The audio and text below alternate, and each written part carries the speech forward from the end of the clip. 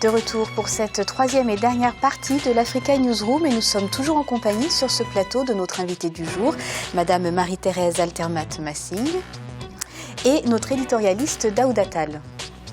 Volet économique à présent et escale au Nigeria tout d'abord où la filière tomate est confrontée à de nombreux défis.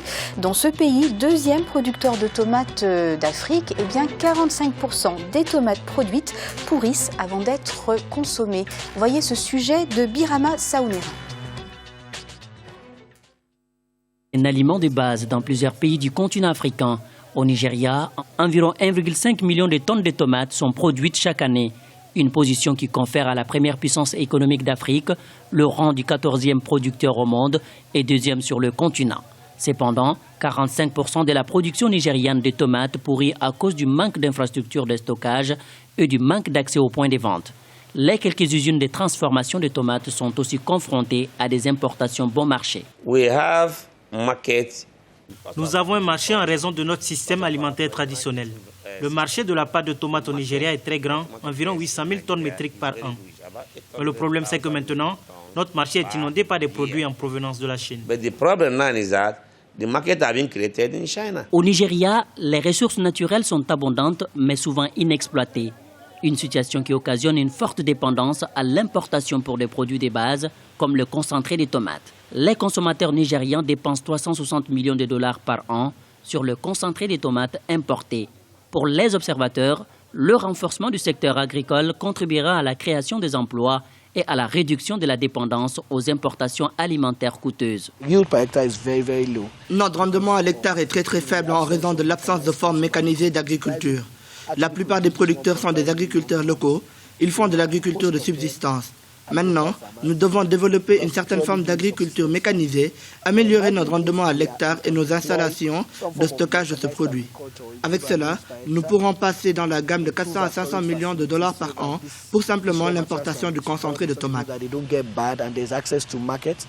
Le Nigeria, premier producteur de pétrole en Afrique, est touché par la chute des prix du brut sur le marché international. En 2015, le gouvernement a interdit l'importation de près de 700 produits pour relancer l'économie locale et éviter un effondrement de la monnaie nationale, le Naira. Toutefois, de nombreux éléments énumérés ne sont pas disponibles au Nigeria dans des volumes suffisants. Madame Altermat-Massing, on rappelle quand même ces chiffres qui sont assez impressionnants. Les Nigérians dépensent 360 millions de dollars par an en concentré de tomates importées. C'est quand même un paradoxe, non, pour ce pays qui, on le rappelle, est deuxième producteur de tomates en Afrique. Absolument, c'est même effarant. C'est un chiffre, c'est exorbitant. Quand on sait que toute l'agriculture, pas seulement la tomate, on a mis le doigt dessus, mais il y a... les ignames, on a d'autres, il y a de manioc. On n'arrive pas à transformer. Il manque des infrastructures pour amener les produits vers le consommateur. Moi, je crois que le problème, c'est le manque d'industrie, de transformation de ces matières premières. Si on a cette politique de transformation, de conservation, de vente, d'exportation, je crois que ça peut amener beaucoup de satisfaction aux agriculteurs qui n'arrivent même pas à vivre de leur travail. Et je crois que le solaire peut faire aussi un très grand, peut résoudre un certain nombre de problèmes. Si on a des installations de transformation avec les groupes électrogènes ou les panneaux solaires, ça peut aider aux agriculteurs. Nigeria qui dépend énormément de ces groupes électrogènes, il y a un grave manque d'électricité. Daouda, justement, en parlant d'infrastructures de transformation, il y a le groupe Dangote qui construit actuellement une usine de transformation de tomates. Il a investi 20 millions de dollars, il emploiera 120 personnes et fournira en tomates environ 50 000. Il se fournira en tomates auprès de 50 000 fermiers. Est-ce qu'une fois encore, le privé vient à la rescousse d'un système économique défaillant ? Le privé national, je rajouterais ça, bien entendu.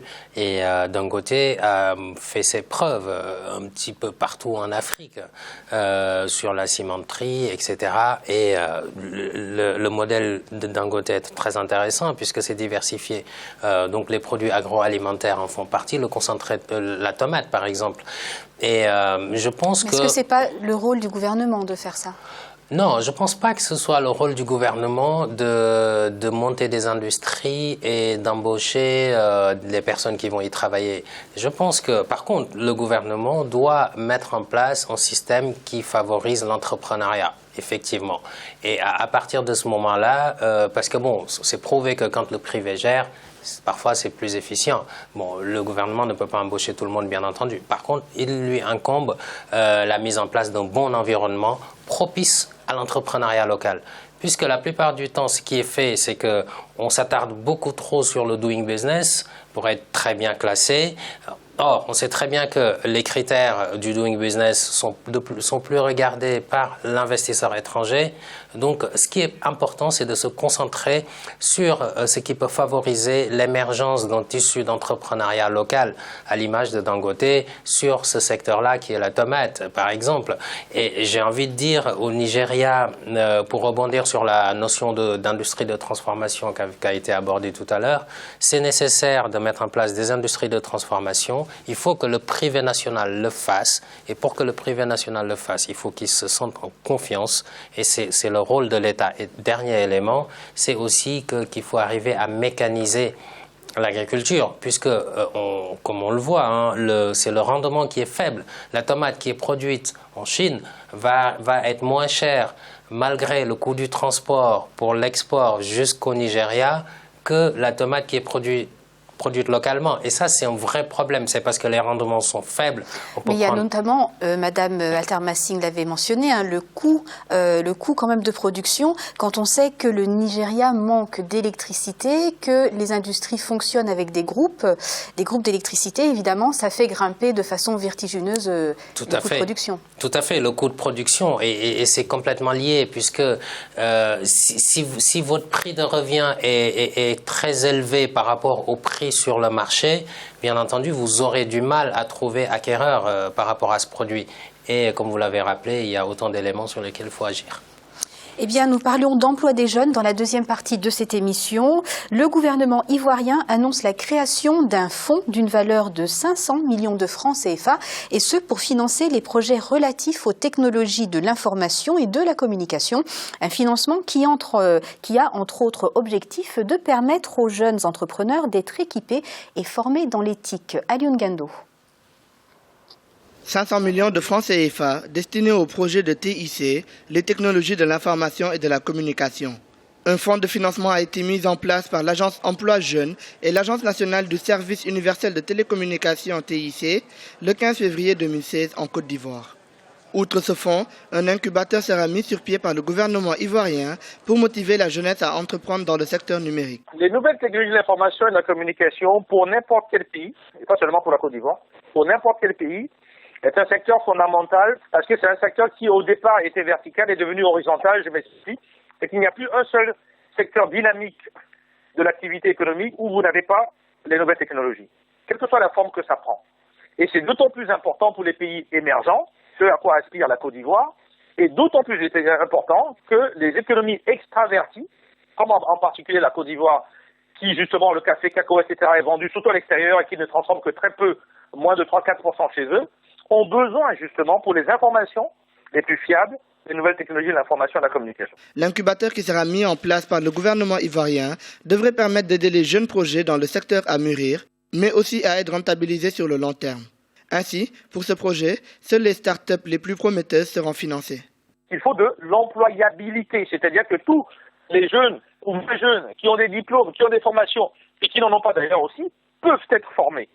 Et c'est à cela que l'État ivoirien peut faire des efforts pour les entrepreneurs. Il faut former qu'on ait un maximum de la population active qui aille vers cette forme de service lié à la technologie de l'information et que les services offerts soient utiles à la population pour que la population accepte de payer pour ces services. Le but de l'État est de trouver des solutions pratiques aux problèmes que rencontrent couramment les populations. Ceux-ci sont le chômage et la pauvreté dans certaines régions du pays. Présenté comme le segment prometteur des prochaines années, celui des TIC est un accélérateur de croissance économique du pays qui devrait atteindre 8,4% en 2015 et 2016.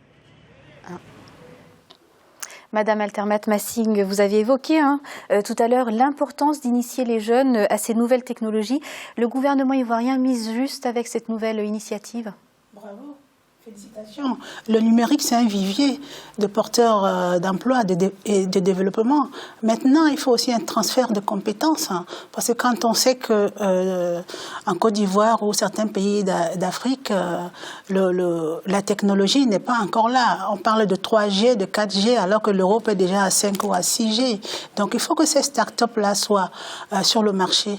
Il faut qu'ils soient aussi compétitifs. Parce que quand ils créent des applications, des logiciels, des techniques de communication, il faut qu'ils puissent aussi concurrencer les start-up européennes, internationales, qui puissent assister dans des salons avec des atouts. Pas seulement dire que oui, on a développé les techniques de communication qui restent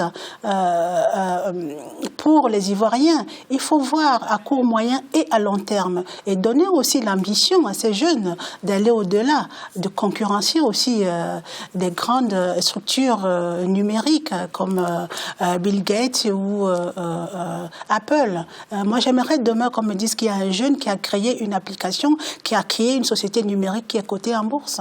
Ce serait une fierté pour nous. À votre avis, Daoud Attal, à quand ce genre d'initiative sur notre continent ?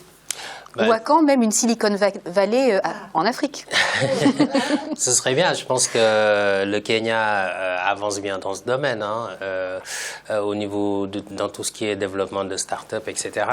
Et les nouvelles technologies de l'information et de la communication, c'est vraiment une porte d'entrée, un support important à la fois pour ce secteur même et pour les autres secteurs. C'est un secteur transversal finalement. Donc, je pense qu'investir dans ce domaine est très important. Maintenant, il faut que l'inventivité, entre guillemets, soit encouragée en Afrique pour qu'on arrive à ce résultat-là. Mais je pense également qu'une start-up, c'est quoi? C'est une entreprise à fort potentiel de développement. Et donc, on parlait de secteur informel tout à l'heure. Il y a autant de start-up quasiment que d'entreprises informelles. Il suffit de formaliser et de leur donner les moyens qui leur permettent de changer d'échelle, se formaliser. Parce que, bon, une start-up, c'est ça. Je pense que l'Afrique est aujourd'hui le territoire qui a le plus grand potentiel, le potentiel le plus important de création de start-up. Alors que ça pousse un peu partout, Silicon Valley, etc. Pourquoi pas chez nous, bien entendu. Mais on y sera, espérons-le. En tout cas, Madame Altermassi, vous avez mentionné la 4G et ça nous emmène directement à notre chiffre du jour puisque le Rwanda équipe 487 bus de la capitale Kigali d'Internet 4G. À noter que le ministre de la Jeunesse et des TIC donc du Rwanda a déclaré que cet accès à Internet sera sans supplément et exhorté les passagers à se plaindre si le service n'est pas accessible.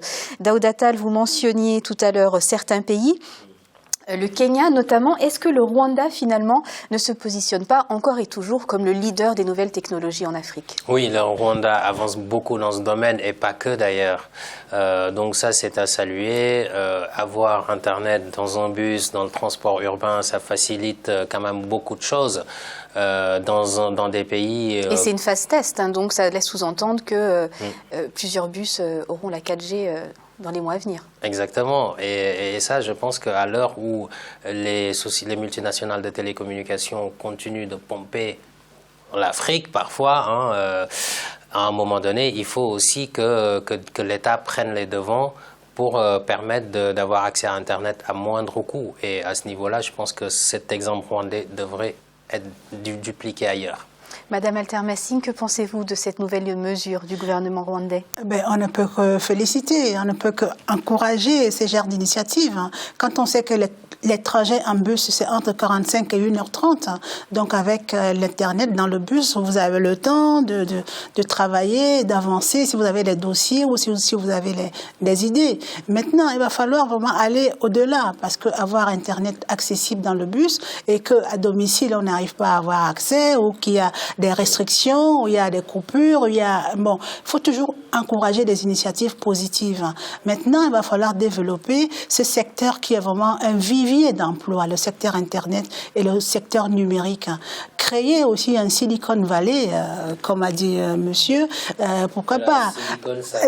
Absolument, Kenya, tout à fait. Voilà. Au Kenya, pourquoi pas au Cameroun? Donc moi, je lance un appel aux institutions, à l'exécutif, pour qu'ils développent vraiment ces secteurs. Si on a un Silicon Valley, ce sera vraiment un vivier pour les emplois, parce que les jeunes sont axés sur Internet, ils sont branchés, comme on dit, c'est un vivier d'emploi, donc ça peut vraiment développer beaucoup de choses, et on sait que ça rapporte énormément. Les sociétés cotées en bourse les plus riches à milliards de dollars sont des sociétés numériques, donc l'Afrique, le numérique vous attend, et surtout la jeunesse camerounaise.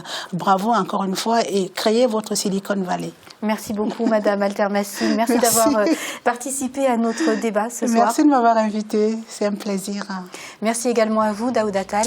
Merci Anne-Marie et bonsoir à toutes et à tous. Merci à vous de votre fidélité. Retrouvez dans quelques instants la suite de nos programmes sur Africa 24.